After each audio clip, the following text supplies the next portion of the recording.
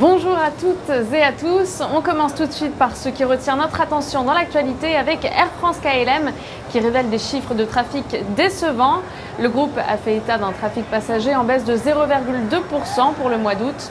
Dans un communiqué, Air France précise avoir transporté 8,9 millions de passagers le mois dernier avec des capacités en hausse de 1,5% et un coefficient d'occupation de 88,6%.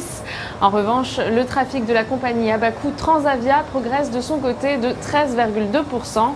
Les analystes de l'Obsa sont haussiers sur la valeur et visent une progression vers 5,45 € et 5,69 €.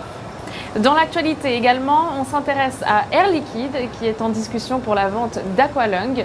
Aqualung est un acteur majeur des équipementiers individuels pour les activités sportives et professionnelles en milieu aquatique. Pour Air Liquide, il s'agit d'assurer au groupe le meilleur positionnement pour sa prochaine phase de croissance et lui permettre de réaliser sa feuille de route stratégique. Les analystes de l'Obsa sont haussiers sur la valeur et visent des cibles à 102,75 € et 106,70 €. Place à la stratégie à adopter à présent avec Crédit Agricole. Et graphiquement, les cours sont sortis d'un canal baissier en place depuis février 2016. Les moyennes mobiles à 20 et 50 séances se sont croisées à la hausse. Par ailleurs, le RSI qui suit une dynamique positive est soutenu par une oblique ascendante.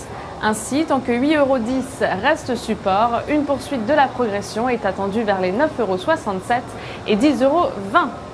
Afin d'appliquer cette stratégie, on pourra se porter à l'achat sur le Turbocall 2282T émis par Unicredit, de barrière désactivante à 6,65 € et de maturité ouverte. Aujourd'hui, coup de projecteur sur l'indice Eurostoxx 50.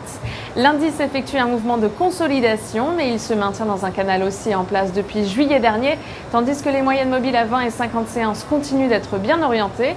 Ainsi, tant que 2949 reste support, une reprise de la progression vers 3100 puis 3180 points est privilégiée. À cet effet, on peut se porter à l'achat du certificat Eurostoxx 50 EUL 5T émis par Unicredit, de maturité au 26 octobre 2018 et d'effet de levier 5. Ainsi, une variation de 1% de l'Eurostoxx 500 se traduira par une variation haussière ou baissière de 5% du produit.